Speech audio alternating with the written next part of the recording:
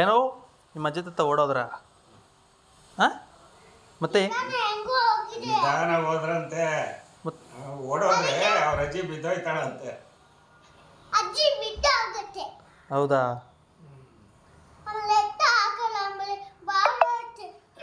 ಹೌದಾ ಎತ್ತಕ್ಕಾಗಲ್ಲ, ಭಾರ ಇದೆ. ಯಾವಾಗ ಹೋದ್ರು ನಿಂಗೆ ಹೇಳೋದ್ರಾ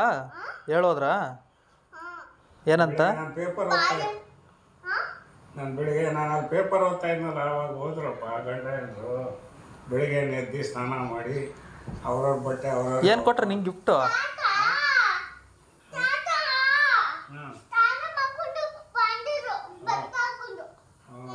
ಅಲ್ಲ ಸ ಏನು ಕೊಟ್ಟೋದ್ರ ಗಿಫ್ಟು? ಸರಿ ತಲೆ ಕೂದಲೇ ಇಲ್ಲ, ಹಿಂಗೆ ಬಾಚ್ಬೋದು. ಏನು ಕೊಟ್ಟೋದ್ರ ನಿಂಗೆ ಗಿಫ್ಟು?